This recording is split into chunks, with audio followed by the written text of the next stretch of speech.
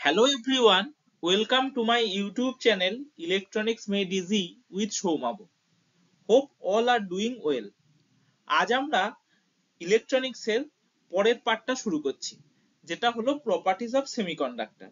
এই properties of semiconductor কে আমরা দুটো ভাগে ভাগ করেছি। আজকে আমরা ফার্স্ট পার্ট আলোচনা করব। প্রপার্টিজ অফ সেমিকন্ডাক্টরের এই টপিকগুলো আজকে আমরা কভার করছি।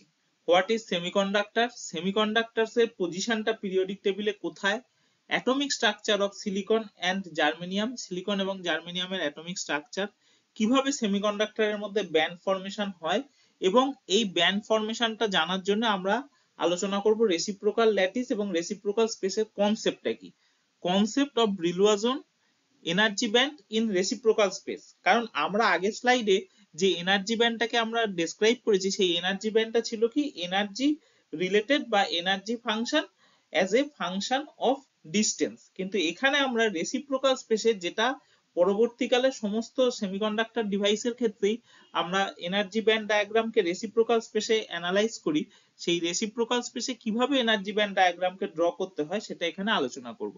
তারপরে হলো কি ইকে রিলেশনশিপ, এনার্জি এবং momentum space relationship, T is equal to zero K, মানে অ্যাবসলিউট জিরো টেম্পারেচারে ইকে ডায়াগ্রাম ঠিক কিরকম হয়, এবং সবশেষে ডাইরেক্ট এবং ইনডাইরেক্ট ব্যান্ড গ্যাপ সেমিকন্ডাক্টর। এই ইকে ডায়াগ্রামের উপর বেস করে আমরা সেমিকন্ডাক্টরকে দুটো ভাগে ভাগ করছি, একটা ডাইরেক্ট ব্যান্ড গ্যাপ, একটা ইনডাইরেক্ট ব্যান্ড গ্যাপ। তাদের ব্যান্ড গ্যাপ কিরকম হয় সেইটা আলোচনা করব। প্রথম আমরা শুরু করছি হোয়াট আর সেমিকন্ডাক্টর বা হুইচ আর সেমিকন্ডাক্টরস। সেমিকন্ডাক্টর কাদেরকে বলা হয়? Semiconductors are a class of materials whose electrical conductivity lies between that of a conductor and of an insulator. তার মানে কি, একটা কন্ডাক্টর এবং ইনসুলেটরের ঠিক মাঝামাঝি পজিশনে রয়েছে এদের কন্ডাক্টিভিটিটা।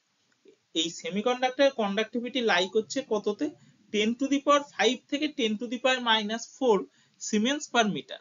এইটা হচ্ছে সেমিকন্ডাক্টরের কন্ডাক্টিভিটি। যেটা অ্যাডভান্টেজ সেমিকন্ডাক্টরের কি, সেমিকন্ডাক্টরের টেম্পারেচার কোএফিসিয়েন্টটা নেগেটিভ, যেটা মেটালের ক্ষেত্রে টেম্পারেচার কোএফিসিয়েন্ট পজিটিভ হওয়ার জন্য যত টেম্পারেচার ইনক্রিজ করে তত কিন্তু তার রেজিস্টিভিটি বেড়ে যায়। যেটা সেমিকন্ডাক্টরের ক্ষেত্রে যেহেতু টেম্পারেচার কোএফিসিয়েন্টটা নেগেটিভ, তাই টেম্পারেচার বাড়ার সাথে সাথে এর রেজিস্টিভিটি কমে যায়। আর সেমিকন্ডাক্টরের ব্যান্ড গ্যাপটা আমরা আগেই ডিসকাস করেছিলাম যে সেমিকন্ডাক্টরের ব্যান্ড গ্যাপ মোটামুটি ইনসুলেটরের থেকে কম হয় এবং মেটালের থেকে বেশি হয়। এখানে ব্যান্ড গ্যাপটার রেঞ্জ যেটা সেমিকন্ডাক্টরের ক্ষেত্রে, সেটা হচ্ছে 0.2 থেকে 2.5 ইলেকট্রন ভোল্ট। এখানে কিছু এক্সাম্পল দিয়েছি সেমিকন্ডাক্টরের, কি কি এক্সাম্পল গুলো। প্রথম হচ্ছে এলিমেন্টারি সেমিকন্ডাক্টর, যেগুলো আমরা পিরিয়ডিক টেবিলের মধ্যে এমনি এলিমেন্টস হিসেবে থাকছে, সেটা হচ্ছে সিলিকন এবং জার্মেনিয়াম। এবার তাছাড়া রয়েছে কি কিছু কম্পাউন্ড সেমিকন্ডাক্টর এক্সিস্ট করে। এই কম্পাউন্ড সেমিকন্ডাক্টরকে আবার তিনটে ভাগে ভাগ করা যায়। একটা হচ্ছে বাইনারি, একটা হচ্ছে টার্নারি, এবং আরেকটা হচ্ছে quaternary compound semiconductor. Binary compound সেমিকন্ডাক্টরটা, সেটা C5 মানে পিরিয়ডিক টেবিলে গ্রুপ 3 এবং গ্রুপ 5 মেটেরিয়াল একসঙ্গে কম্পাউন্ড হয়ে তৈরি করে, অথবা গ্রুপ 2 এবং গ্রুপ 6 এর মেটেরিয়াল কম্পাউন্ড হয়ে তৈরি হয়, অথবা গ্রুপ 4 এর এই দুটো মেটেরিয়াল কম্পাউন্ড হয়ে তৈরি হয়। গ্রুপ 3-5 এর মেটেরিয়াল কি কি? গ্যালিয়াম আর্সেনাইড হতে পারে বা ইন্ডিয়াম আর্সেনাইড হতে পারে। 2-6 এর মেটেরিয়াল গুলো হচ্ছে zinc selenide, cadmium selenide, zinc sulphide হতে পারে। এবং গ্রুপ 4-4 যে মেটেরিয়ালটা বা কম্পাউন্ডটা, সেইটা হলো সিলিকন কার্বাইড অথবা সিলিকন জার্মেনিয়াম, এই কম্পাউন্ড তৈরি হয়। এবার টার্নারির ক্ষেত্রে কি হয়? টার্নারির ক্ষেত্রে তিনটে ডিফারেন্ট এলিমেন্ট একসঙ্গে মিলে এই সেমিকন্ডাক্টরটা তৈরি করছে। যেমন গ্যালিয়াম আর্সেনিক এবং ফসফরাস মিলে গ্যালিয়াম আর্সেনাইড ফসফাইড, অথবা ইন্ডিয়াম গ্যালিয়াম আর্সেনাইড, অথবা অ্যালুমিনিয়াম গ্যালিয়াম আর্সেনাইড। এগুলো সবই হলো টার্নারি যে সেমিকন্ডাক্টর রয়েছে তার এক্সাম্পল।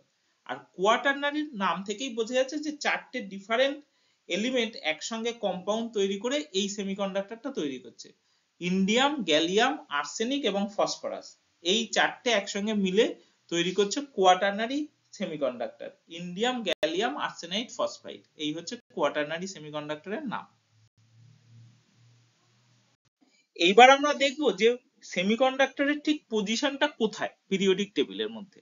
পিরিয়ডিক টেবিলে গ্রুপ 4 এলিমেন্টস গুলো হচ্ছে সেমিকন্ডাক্টর। তার মধ্যে কি কি রয়েছে গ্রুপ 4 এ? কার্বন রয়েছে, সিলিকন রয়েছে, জার্মেনিয়াম রয়েছে, টিন রয়েছে এবং লেড রয়েছে। কিন্তু দেখা যাচ্ছে কি কার্বন খুব এক্সপেন্সিভ হয় এবং কার্বনের ব্যান্ড গ্যাপটা অনেক বেশি। তার ফলে কার্বনের ক্ষেত্রে কন্ডাক্টিভিটি পেতে অনেক বেশি বাইরে থেকে এনার্জি অ্যাপ্লাই করতে হচ্ছে। তাছাড়া কার্বন ভীষণ বেশি পরিমাণে contaminated, difficult to produce without any contamination. তার মানে কার্বনের যে সেমিকন্ডাক্টর তৈরি করা হবে, মানে কার্বনের যে ডিভাইস তৈরি করা হবে, তার জন্য বাইরে থেকে অনেক কন্টামিনেশন দিতে হয় এবং সেইগুলোই কি তৈরি করতে পারে? ডিফেক্ট স্টেট তৈরি করতে পারে, যেটা সেমিকন্ডাক্টরের প্রপার্টিকে বিভিন্নভাবে হ্যাম্পার করে। এরপর আসছে টিন এবং লেডের ক্ষেত্রে। টিন এবং লেড দুটোই দেখা যাচ্ছে যে হোয়াইট টিন এবং হোয়াইট লেড শুধুমাত্র সেমিকন্ডাক্টর, নর্মাল টিন এবং লেড কিন্তু সেমিকন্ডাক্টর নয়। শুধুমাত্র এর যে ক্যাটাগরির মধ্যে পড়ছে হোয়াইট টিন এবং হোয়াইট লেড, এরা দুজনই সেমিকন্ডাক্টরের প্রপার্টি দেখাচ্ছে। কিন্তু মডারেট হিটই এই সেমিকন্ডাক্টর টাইপের যে টিন বা লেড রয়েছে তাকে মেটালিক টিন বা মেটালিক লেডে কনভার্ট করে ফেলে। দুটোর ক্ষেত্রেই একই প্রবলেম, মডারেট হিট। তার মানে খুব বেশি পরিমাণে বাইরে থেকে হিট দিতে হবে না, এমনি নর্মাল টেম্পারেচারে যে হিটটা প্রডিউস হচ্ছে সেই হিট দিলেই একটা হোয়াইট টিন অথবা হোয়াইট লেড, যারা সেমিকন্ডাক্টরের প্রপার্টি দেখাচ্ছে, তারা কনভার্ট হয়ে যাচ্ছে মেটালে। এইবারে আসছে কি সিলিকন এবং জার্মেনিয়ামের ক্ষেত্রে। সিলিকনের ক্ষেত্রে কি দেখা যাচ্ছে? সিলিকন চারপাশে প্রচুর পরিমাণে পাওয়া যায়, সিলিকন তাই জন্য খুব চিপ, খুব সস্তা সিলিকন। তাছাড়া সিলিকন হচ্ছে হাইলি পিওর, এই জিনিসটাও খুব ইম্পর্টেন্ট, কারণ সিলিকনের মধ্যে যদি নানা ধরনের ডিফেক্টস থাকে, নানা ধরনের কন্টামিনেশন থাকে, তো সেক্ষেত্রে কি সিলিকন থেকে সেগুলোকে এক্সট্রাক্ট করে পিওর সিলিকন তৈরি করতে হতো, সেটা ব্যয় সাপেক্ষ হতো। সেই জন্যই সিলিকন কি যেহেতু হাইলি পিওর হিসেবে পাওয়া যায় নেচারের মধ্যে, তার ফলে সেইটা যে ফেব্রিকেশন করতে বা সিলিকনকে এক্সট্রাক্ট করতে অনেক কম খরচ হয়, তার ফলে সিলিকন হচ্ছে চিপ। এবং আরেকটা যেটা গড গিফটেড নেচার সিলিকনে, সেটা হচ্ছে সিলিকন অক্সাইড, আর perfect for integrated circuit. Integrated সার্কিটের জন্য সিলিকন অক্সাইড খুব পারফেক্ট। এরপর আসছি জার্মেনিয়ামের ক্ষেত্রে। জার্মেনিয়ামও আরেকটা এলিমেন্টারি সেমিকন্ডাক্টর, যার মধ্যে কি দেখা যাচ্ছে যে হাই মোবিলিটি। তার মানে জার্মেনিয়ামের মধ্যে ইলেকট্রন এবং হোল এর যে মোবিলিটি সেটা অনেক বেশি। এই মোবিলিটি সংক্রান্ত আলোচনা আমরা পরবর্তী স্লাইডে করব। জার্মেনিয়ামও হাইলি পিওর এবং জার্মেনিয়ামের অক্সাইডটা কি হচ্ছে যে পোরাস, সেটা জল এবং হাইড্রোজেনের ক্ষেত্রে একদমই পোরাস থাকছে। Atomic structure of silicon and germanium. Silicon এবং জার্মেনিয়ামের অ্যাটমিক স্ট্রাকচার এখানে আমরা আলোচনা করছি। ফার্স্ট ছবিটা দেখাচ্ছে সিলিকনের, সেকেন্ড ছবিটা দেখাচ্ছে জার্মেনিয়ামের। সিলিকনের মধ্যে 14টা ইলেকট্রন থাকে, জার্মেনিয়ামের ক্ষেত্রে 32টা ইলেকট্রন থাকছে। এবার দুটোরই যেটা কমন ফ্যাক্টর সেটা হলো কি যে আউটার মোস্ট সেলে এদের 4টে করে ইলেকট্রন রয়েছে। সিলিকনের আউটার মোস্ট সেলকে যদি আমরা সাব সেলে ডিভাইড করি তাহলে কত হচ্ছে? 3s এবং 3p। 3s এ 2টো ইলেকট্রন থাকছে, 3p তে 2টো ইলেকট্রন থাকছে।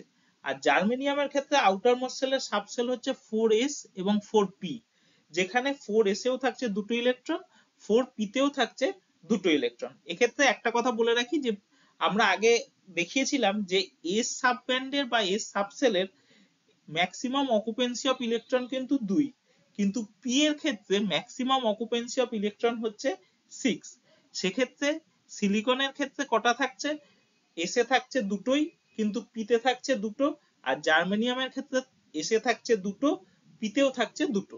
তার ফলে সিলিকন এবং জার্মেনিয়ামের দুটোর ক্ষেত্রেই যেটা দেখা যায় যে আউটার মোস্ট সেলে 4টে করে ইলেকট্রন থাকার জন্য ফ্রি স্টেট বা কতগুলো, আর ম্যাক্সিমাম অকুপেন্সি যেখানে 8 হওয়ার কথা ছিল সেখানে মাত্র 4, তার মানে ফ্রি স্টেট বা 4টে আরো এমটি স্টেট থাকছে সিলিকন এবং জার্মেনিয়াম দুটোর ক্ষেত্রে।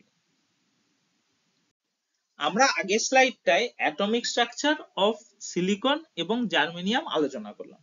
সিলিকন এবং জার্মেনিয়াম দুটোরই কি দেখা যাচ্ছে যে আউটার মোস্ট সেলে যেখানে 8টে ইলেকট্রন থাকার কথা সেখানে মাত্র 4টে করে ইলেকট্রন রয়েছে। এবং তার সাবসেলটা কি? সাবসেলটা হচ্ছে একটা s আর একটা p।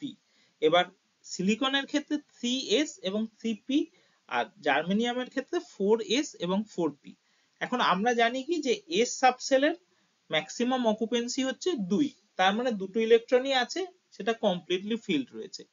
পি সাবসেলের ক্ষেত্রে ব্যাপারটা কি, এটার ম্যাক্সিমাম অকুপেন্সি হচ্ছে 6, কিন্তু এখানে আছে হচ্ছে মাত্র দুটো ইলেকট্রন, তাহলে চারটে কিন্তু এমটি স্টেট, বা চারটে ইলেকট্রন এখানে আরো থাকতে পারতো, সেই চারটে ইলেকট্রনের জায়গাটা কিন্তু এমটি রয়েছে, ফাঁকা রয়েছে। এখানে আমরা যে ছবিটা দেখাচ্ছি সেই ছবিটায় দেখানো হচ্ছে কি যে একটা সিলিকন অ্যাটমকে দেখানো হচ্ছে, আইসোলেটেড সিলিকন অ্যাটম, যার নিউক্লিয়াস 14টা প্রোটন রয়েছে। এবার তার ইয়েলো কালারে যেটা দেখানো হচ্ছে যে ব্যান্ডটা, সেটা হচ্ছে n=1, যাতে দুটো ইলেকট্রন থাকতে পারে 1s2। তারপরে দেখানো হচ্ছে n=2, যাতে 8টা ইলেকট্রন থাকতে পারে, সেটা হচ্ছে 2s2 এবং 2p6। এরপরে পিঙ্ক কালারে যে ব্যান্ডটা দেখানো হচ্ছে, সেই ব্যান্ডটা বা এনার্জি লেভেলটা দেখানো হচ্ছে, সেই এনার্জি লেভেলটা হচ্ছে কি n=3 এর জন্য, যেখানে 3s রয়েছে আর 3p রয়েছে। 3s এর দুটো হচ্ছে অ্যালাউড স্টেট, সেই দুটো অ্যালাউড স্টেটে দুটো ইলেকট্রন রয়েছে। 3p 6টা হচ্ছে অ্যালাউড স্টেট, যেখানে কিন্তু মাত্র দুটো ইলেকট্রন রয়েছে। তার মানে আউটার মোস্ট সেলে যেখানে 8টা ইলেকট্রন থাকার কথা ছিল, সেখানে শুধুমাত্র 4টে ইলেকট্রন রয়েছে। চারটে কি রয়েছে, চারটে ফাঁকা জায়গা রয়েছে বা এমটি স্টেট রয়েছে। এই আরো 4টে ইলেকট্রনকে নিলে তবে এইটা কিন্তু কমপ্লিট হবে, এবং সে তার যে নিউট্রাল গ্যাস যে বা ইনার্ট গ্যাসের যে স্ট্রাকচারটা সে কনসিডার করার চেষ্টা করে যে কোনো অ্যাটম, সেইটা সে কনসিডার করতে পারবে বা সেটা সে অ্যাচিভ করতে পারবে। আউটার মোস্ট সেলে 8টে ইলেকট্রন সে যদি জোগাড় করতে পারে, যেখানে তার শুধুমাত্র 4টে ইলেকট্রন রয়েছে। এইবার আমরা কিভাবে ব্যান্ড ফরমেশন হচ্ছে সেমিকন্ডাক্টরের মধ্যে সেটা আলোচনা করব। আমরা আগের স্লাইডটায় দেখেছিলাম যে একটা আইসোলেটেড সিলিকন অ্যাটমের আউটার মোস্ট সেলে 8টা ইলেকট্রন থাকার কথা, কিন্তু সেখানে 4টে মাত্র ইলেকট্রন রয়েছে আর 4টে এমটি স্টেট রয়েছে। কিন্তু যখন আমরা n নাম্বার অফ অ্যাটম বা n number of silicon atom নিয়ে কথা বলছি, যে ছবিটা দেখানো হচ্ছে এখানে, তখন সেখানে দেখা যাচ্ছে কি যে 4n number of field state পাওয়া যাচ্ছে, similarly 4n number of empty state পাওয়া যাচ্ছে। এবার 4n এই যে ফিল্ড স্টেট, সেটা কি তৈরি করছে, সেটা ব্যান্ড ফরমেশন করছে, যেটা আমরা ফান্ডামেন্টালস অফ ইলেকট্রনিক্স এ দেখিয়েছিলাম যে কিভাবে ক্রিস্টালের মধ্যে ব্যান্ড ফর্ম হয়। সিমিলারলি সেমিকন্ডাক্টরের ক্ষেত্রেও যেহেতু n নাম্বার অফ অ্যাটমস কাছাকাছি থাকছে, সেই জন্য পাউলিস এক্সক্লুশন প্রিন্সিপাল ফলো করবার জন্য এদের যে ব্যান্ড গুলো বা এনার্জি লেভেল গুলো পাশাপাশি থাকে, সেই এনার্জি লেভেল গুলো সামান্য করে স্প্লিট করে যাচ্ছে। স্প্লিট করার জন্য এটা কন্টিনিউয়াস একটা ব্যান্ড ফর্ম করে নিচ্ছে। এবার সেখানে কি থাকছে যে 4n number of field state, তার মানে 4n এইটা কমপ্লিটলি ফিল্ড অবস্থায় থাকছে, সেটাকে আমরা বলছি ভ্যালেন্স ব্যান্ড। আর 4n যেটা কমপ্লিটলি এমটি থাকছে, সেটাকে আমরা বলছি কন্ডাকশন ব্যান্ড। রাইট সাইডে আমরা যে ছবিটা দেখাচ্ছি যে energy as a function of inter atomic spacing, এখানে দেখা যাচ্ছে যে যদি ওটা আইসোলেটেড অ্যাটম হতো তাহলে 3s এবং 3p, সেখানে 3s এ থাকতো হচ্ছে দুটো ইলেকট্রন আর 3p তে থাকতো দুটো ইলেকট্রন, তার মানে টোটাল থাকতো হচ্ছে 4টে ইলেকট্রন। আর বাকি 3p যে বাকি যে 4টে, সেটা থাকতো এমটি স্টেট। সেই যে 4টে করে এমটি স্টেট, সেটাই n নাম্বারের ক্ষেত্রে 4n এমটি স্টেট হয়ে যাচ্ছে। সেই 4n এমটি স্টেটটাই যে ব্যান্ডটা ফর্ম করছে, সেই ব্যান্ডটাকে বলা হচ্ছে কন্ডাকশন ব্যান্ড, যেটা আনঅকুপাইড ব্যান্ড। আর যেটা 3s এর 2 এবং 3p2, এই যে টোটাল যে 4টে ইলেকট্রন, সেই 4টে যে কমপ্লিটলি ফিল্ড স্টেট তৈরি করছে, সেটা n নাম্বার অফ সিলিকন অ্যাটমের ক্ষেত্রে যে ব্যান্ডটা ফর্ম করছে, সেটাকেই বলা হচ্ছে ভ্যালেন্স ব্যান্ড, যেটা হচ্ছে অকুপাইড ব্যান্ড। এবার ভ্যালেন্স ব্যান্ড আর কন্ডাকশন ব্যান্ডের মাঝখানের যে গ্যাপটা, সেটাকে আমরা এখানে ডিনোট করছি EG দিয়ে। EG হলো ব্যান্ড গ্যাপ। এবার আমরা আলোচনা করব রেসিপ্রোকাল ল্যাটিস এবং রেসিপ্রোকাল স্পেস সম্পর্কে। আগে বলে নি যে রেসিপ্রোকাল ল্যাটিস এবং রেসিপ্রোকাল স্পেস দুটোরই কিন্তু কোনো ফিজিক্যাল এক্সিস্টেন্স নেই, এই দুটোই হচ্ছে কনসেপ্ট। রেসিপ্রোকাল ল্যাটিস কাকে বলছে, যা আ concept associated with solids with translational symmetry which plays a major role in many areas such as x-ray and electron diffraction। সেক্ষেত্রে আমরা রেসিপ্রোকাল ল্যাটিসকে কনসিডার করে থাকি। আর রেসিপ্রোকাল স্পেসও একটা ম্যাথমেটিক্যাল কনসেপ্ট, যেখানে বলা হচ্ছে কি the reciprocal lattice exists in the mathematical space of special frequencies or wave numbers k, known as reciprocal space or k space, অথবা এটাকে আমরা মোমেন্টাম স্পেস হিসেবেও বলে থাকি বা চিহ্নিত করে থাকি। এবারে আমরা এখানে ছবিতে দেখাচ্ছি যে রিয়েল স্পেসে কিভাবে ল্যাটিস গুলো থাকে আর রেসিপ্রোকাল স্পেসে কিভাবে ল্যাটিস গুলো থাকছে। রিয়েল স্পেসের ক্ষেত্রে যদি স্কোয়ার ল্যাটিস কনস্ট্যান্ট হয়, তো সেক্ষেত্রে যদি ল্যাটিস কনস্ট্যান্ট আমাদের এ হয়, তো সে আমরা বলে থাকছি কি যে এ হচ্ছে ল্যাটিস কনস্ট্যান্ট, দুটো ল্যাটিস পয়েন্টের মাঝখানের যে ডিফারেন্সটা সেটা হচ্ছে এ রিয়েল স্পেসে। যদি আমরা রেসিপ্রোকাল স্পেসে যাই তাহলে দেখা যাচ্ছে যে এই ল্যাটিস কনস্ট্যান্টটাকে বা দুটো ল্যাটিস পয়েন্টের মাঝের ডিসটেন্সকে আমরা ডিফাইন করছি 2π/a এই হিসেবে। আবার সিমিলারলি যদি কোনো আয়তকার বা রেক্ট্যাঙ্গুলার একটা ল্যাটিস পয়েন্ট হয় যার শর্ট ডিসটেন্সটা হচ্ছে a আর লং ডিসটেন্সটা হচ্ছে b রিয়েল স্পেসে, তাহলে রেসিপ্রোকাল স্পেসে আমরা কিভাবে সেটাকে ডিফাইন করব 2π/a আর 2π/b। এবং আরেকটা যেটা দেখার জিনিস সেটা হচ্ছে যেহেতু a হচ্ছে ছোট ছিল রিয়েল স্পেসে, সেই জন্য যখন আমরা রেসিপ্রোকাল স্পেসে কনসিডার করছি তখন কিন্তু 2π/a মানে এই ডিসটেন্সটা কিন্তু বেড়ে গেছে, আর বি যেহেতু লঙ্গার ডিসটেন্স ছিল সেই জন্য রেসিপ্রোকাল স্পেসে 2π/b এই ডিসটেন্সটা কমে গেছে, যেটা আমরা স্কোয়ার ল্যাটিসের ক্ষেত্রে তেমন ভাবে ডিফারেন্সটা বুঝতে পারছি না রিয়েল স্পেস এবং রেসিপ্রোকাল স্পেসের, কিন্তু আমরা যদি আয়তকার বা রেক্ট্যাঙ্গুলার ল্যাটিস কনস্ট্যান্ট কনসিডার করি তো সেক্ষেত্রে রিয়েল স্পেস এবং রেসিপ্রোকাল স্পেসের ডিফারেন্সটা কিন্তু ক্লিয়ারলি বোঝা যাচ্ছে। এইবার আমরা কনসেপ্ট অফ ব্রিলুইন জোন আলোচনা করব। কেন এটাকে বলা হচ্ছে কনসেপ্ট অফ ব্রিলুইন জোন, তার কারণ ব্রিলুইন জোন পুরোটাই রেসিপ্রোকাল ল্যাটিস বা রেসিপ্রোকাল স্পেসে কনসিডার করা হয়। যেহেতু আমি আগেই বললাম যে রেসিপ্রোকাল স্পেস বা রেসিপ্রোকাল ল্যাটিস বলে কোনো কিছু ফিজিক্যালি এক্সিস্ট করে না, এটা পুরোটাই ম্যাথামেটিক্যাল কনসেপ্ট, সেই জন্য ব্রিলুইন জোনটাকেও কনসেপচুয়াল স্ট্রাকচার হিসেবে ধরা হয়। ব্রিলুইন জোন কি বলছে, a Brillouin zone is a primitive cell in the reciprocal lattice of a crystal which provides geometric interpretation of electron diffraction। তার মানে ব্রিলুইন জোনটা হচ্ছে জাস্ট আমরা রিয়েল স্পেসে যেরকম ভাবে প্রিমিটিভ সেল কনসিডার করি। কাকে প্রিমিটিভ সেল বলা হয় আমরা আগেই ডিসকাস করেছিলাম ফান্ডামেন্টালস অফ ইলেকট্রনিক্সে, যে প্রিমিটিভ সেলের ক্ষেত্রে শুধুমাত্র একটাই ল্যাটিস পয়েন্ট থাকে, যে ইউনিট সেলের মধ্যে শুধু একটা ল্যাটিস পয়েন্টই এক্সিস্ট করে তাকে আমরা যেমন প্রিমিটিভ সেল বলি, সেই রকমই কনসেপ্ট হচ্ছে রেসিপ্রোকাল স্পেস বা রেসিপ্রোকাল ল্যাটিসের ক্ষেত্রে। এর ক্ষেত্রেও দেখা যাচ্ছে যে একটা মাত্র রেসিপ্রোকাল ল্যাটিস পয়েন্টই এক্সিস্ট করছে ব্রিলুইন জোনের মধ্যে। এবার ব্রিলুইন জোনটা বলতে গেলে যেটা প্রথম বলতেই হবে সেটা হচ্ছে লিও ব্রিলুইন নামে একজন সায়েন্টিস্ট এই ব্রিলুইন জোনের কনসেপ্টটা দিয়েছিলেন, তার নামে এইটার নাম হয় ব্রিলুইন জোন। আমি বলে দিয়েছি যে ব্রিলুইন জোন কাকে বলে। এবার হচ্ছে যে কেন এই ব্রিলুইন জোনের দরকার, why do we need a Brillouin zone? তার কারণ হচ্ছে the significance of a Brillouin zone is that it is a fundamental concept in solid state physics used to understand how waves like electrons behave in a periodic structure like a crystal।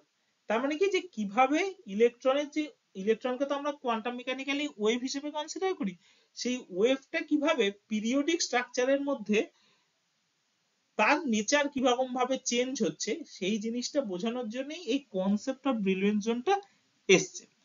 First Brillouin zone কাকে বলছে, the first Brillouin zone is the locus of points in reciprocal space that are closer to the origin of the reciprocal lattice than that of other reciprocal lattice point.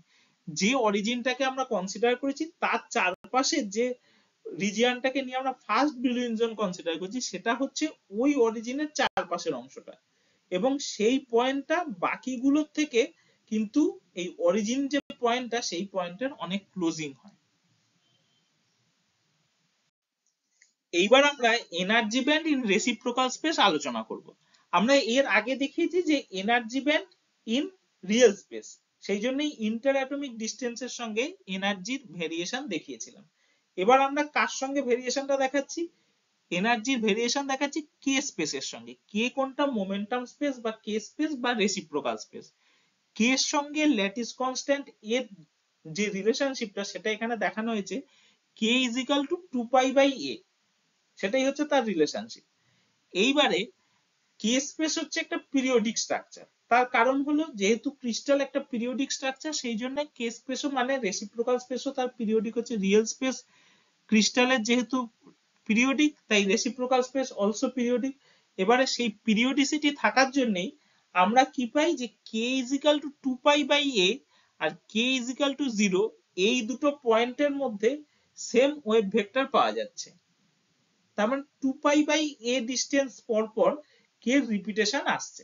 ঠিক আছে, এবার আমরা এখানে যে দুটো ছবি দেখিয়েছি, প্রথমটা হচ্ছে এনার্জি ব্যান্ড, যেটা এক্সটেন্ডেড ব্রিলুইন জোনে দেখানো হয়েছে, আর পরেরটা energy band in reduced Brillouin zone. Reduced Brillouin জোনটাই কি দেখানো হচ্ছে, -π/a থেকে π/a এর মধ্যে, আর এক্সটেন্ডেড ব্রিলুইন জোনটা আমরা -3π/a থেকে 3π/a এর মধ্যে দেখিয়েছি। এবারে যেহেতু k is equal to 0 এবং k is equal to 2π/a same vector, তার জন্য এক্সটেন্ডেড এর মধ্যে যে ইনফরমেশনটা দেয়া রয়েছে সেটাকে আমরা যদি রিডিউসড ব্রিলুইন জোনের মধ্যে ম্যাপিং করি, তো দেখা যাবে সেম ইনফরমেশনই আমরা পাচ্ছি। তার ফলে এর পরবর্তী যে স্লাইড গুলো রয়েছে বা এরপরে আমরা যাই আলোচনা করি না কেন, আমরা শুধুমাত্র রিডিউসড ব্রিলুইন জোনে এনার্জি আর মোমেন্টাম স্পেসের যে চেঞ্জটা সেটা নিয়ে আলোচনা করব। আমরা আর এক্সটেন্ডেড ব্রিলুইন জোনে আলোচনা করব না। আর আরেকটা জিনিস এখানে বলে রাখি, যে এই যে ব্ল্যাক যে লাইনগুলো দেখানো হচ্ছে, ডিপ ব্ল্যাক লাইন, সেগুলোই হচ্ছে অ্যালাউড এনার্জি ব্যান্ড। এবং যখন এনার্জি ব্যান্ডটাকে আমরা রেসিপ্রোকাল স্পেসে ম্যাপ করছি, তখন দেখা যাচ্ছে যে এই রকম ভাবে এনার্জি ব্যান্ডের ফরমেশনটা হচ্ছে। আর যে দুটো এনার্জি ব্যান্ড বা দুটো ব্ল্যাক লাইনের মাঝখানের যে গ্যাপটা, সেটাকেই আমরা বলে থাকছি ফরবিডেন এনার্জি গ্যাপ। এবার আমরা দেখাবো যে ই এবং কে মানে এনার্জি এবং মোমেন্টাম স্পেসের মধ্যে কি রিলেশনশিপটা থাকে। ক্লাসিক্যাল ফিজিক্স থেকে আমরা জানি কি, যে E is equal to P square by twice M. P হচ্ছে মোমেন্টাম আর এম হচ্ছে মাস অফ দ্যাট পার্টিকেল। এবার যখন আমরা ডি ব্রগলির ওয়েভ পার্টিকেল ডুয়ালিটির প্রিন্সিপাল কনসিডার করছি কোয়ান্টাম মেকানিক্স এর ক্ষেত্রে, তখন পি কে আমরা কিভাবে লিখতে পাচ্ছি, যে p is equal to h by lambda, that is equals to h cut into k। h cut হচ্ছে রিডিউসড প্ল্যাঙ্ক কনস্ট্যান্ট আর k হচ্ছে ওয়েভ ভেক্টর। তার মানে কি ব্যাপারটা, যে k is equal to 2π/λ। এই হলো রিলেশনশিপ। ল্যামডাটা হচ্ছে ডি ব্রগলি ওয়েভলেন্থ। তাহলে আমরা যদি এবার এই p is equal to h cut k, এই p এর ভ্যালুটা ক্লাসিক্যাল ফিজিক্সের এনার্জি মোমেন্টামের রিলেশনশিপের ফর্মুলার মধ্যে পুট করি, তাহলে আমরা যেটা পাই, যে E is equal to h cut square k square by twice m। তার মানে এনার্জির সঙ্গে k এর রিলেশনশিপটা হচ্ছে E directly proportional to k square. k এর স্কোয়ারের সাথে মানে মোমেন্টামের স্কোয়ারের সাথে এনার্জির ডাইরেক্টলি প্রপোর্শনাল। আমরা এনার্জি এবং মোমেন্টামের রিলেশনশিপ পেলাম, যে E is directly proportional to k square বা E equals to h cut square k square by twice m। m হচ্ছে মাস, k হচ্ছে মোমেন্টামের ওয়েভ ভেক্টর। তাহলে ইকে ডায়াগ্রাম যখন আমরা কনসিডার করব, তখন আমরা যেটা দেখতে পাচ্ছি কি ফর্মুলা থেকে, যে এনার্জির সাথে মোমেন্টামের রিলেশনশিপটা প্যারাবোলিক স্ট্রাকচার। তার ফলে যে এনার্জি ব্যান্ড ডায়াগ্রামটা তৈরি হচ্ছে, সেটা কে স্পেসের এনার্জি ব্যান্ড ডায়াগ্রামটা হচ্ছে এখানে যে ছবিটা দেখানো হয়েছে। এটা আমরা T is equal to 0 kelvin বা অ্যাবসলিউট জিরো টেম্পারেচারে দেখিয়েছি। তার জন্য ভ্যালেন্স ব্যান্ড দেখানো হচ্ছে কমপ্লিটলি ফিল্ড আর কন্ডাকশন ব্যান্ড কমপ্লিটলি এমটি। আর এই যে কন্ডাকশন ব্যান্ড এবং ভ্যালেন্স ব্যান্ডের মাঝখানে যে গ্যাপটা, সেই গ্যাপটাই আমরা কি চিনি, এটাকে ফরবিডেন গ্যাপ অথবা এনার্জি ব্যান্ড গ্যাপ হিসেবে জানি। আমরা যখন এনার্জি ব্যান্ড ডায়াগ্রাম ড্র করছি ইকে স্পেসে বা ইকে ডায়াগ্রাম হিসেবে কনসিডার করছি, তখন আমরা দেখতে পাই দু ধরনের সেমিকন্ডাক্টর পাওয়া যাচ্ছে। একটা হচ্ছে ডাইরেক্ট ব্যান্ড সেমিকন্ডাক্টর আর একটা হচ্ছে indirect band semiconductor. Direct band semiconductor কাকে বলছে, যেখানে কন্ডাকশন ব্যান্ড মিনিমা এবং ভ্যালেন্স ব্যান্ড ম্যাক্সিমা কে এর একই ভ্যালুতে রয়েছে বা এট সেম ক্রিস্টাল মোমেন্টাম। যেটা কে এর ভ্যালু কত হচ্ছে, কে ইজ ইকুয়াল টু 0 তে। আমরা এই ছবিতেই দেখাচ্ছি সেটা, যে কন্ডাকশন ব্যান্ডের মিনিমা আর ভ্যালেন্স ব্যান্ডের maxima K is equal two 0 পয়েন্টে একই সরল রেখায় রয়েছে। একেই আমরা ডাইরেক্ট ব্যান্ড সেমিকন্ডাক্টর বলছি। কি কি এক্সাম্পল হচ্ছে ডাইরেক্ট ব্যান্ড সেমিকন্ডাক্টরে? Gallium arsenide, gallium nitride, cadmium sulphide, indium gallium arsenide etcetera. তার মানে যে কম্পাউন্ড যে সেমিকন্ডাক্টর গুলো তার কিছু পোর্শন ডাইরেক্ট ব্যান্ড সেমিকন্ডাক্টর হিসেবে পরিচিত, যেখানে ভ্যালেন্স ব্যান্ড ম্যাক্সিমা এবং কন্ডাকশন ব্যান্ড মিনিমা ঠিক কে ইজ ইকুয়াল টু 0 পয়েন্টে এক্সিস্ট করছে। এরপরে আসছি হচ্ছে আমরা ইনডাইরেক্ট ব্যান্ড সেমিকন্ডাক্টরের ক্ষেত্রে। এখানে দেখা যাচ্ছে কি, যে ভ্যালেন্স ব্যান্ডের ম্যাক্সিমা আর কন্ডাকশন ব্যান্ডের মিনিমা ঠিক সেম ক্রিস্টাল মোমেন্টামে থাকছে না, মানে কে এর সেম ভ্যালুতে কন্ডাকশন ব্যান্ড মিনিমা আর ভ্যালেন্স ব্যান্ড ম্যাক্সিমা কিন্তু এক্সিস্ট করে না। Valence band maxima K is equal two 0 তে থাকলেও কন্ডাকশন ব্যান্ড মিনিমাটা কিন্তু কে এর নন জিরো একটা ভ্যালুতে এক্সিস্ট করছে। এটাকে আমরা বলে থাকছি indirect band gap semiconductor. Silicon এবং জার্মেনিয়াম, যে দুটো এলিমেন্টারি সেমিকন্ডাক্টর এক্সিস্ট করছে, তারা দুজনেই হচ্ছে ইনডাইরেক্ট ব্যান্ড গ্যাপ সেমিকন্ডাক্টর। তাদের ক্ষেত্রে ভ্যালেন্স ব্যান্ডের ম্যাক্সিমা এবং কন্ডাকশন ব্যান্ডের minima K is equal two 0 এই পয়েন্টে থাকে না। Next part of this topic will come soon. If this content is useful, please put a like and share it with others. And if you want to get such videos like this, please subscribe my YouTube channel Electronics Made Easy with Shomabu. And for any suggestions or for any queries, you are most welcome to comment. Thank you for watching this.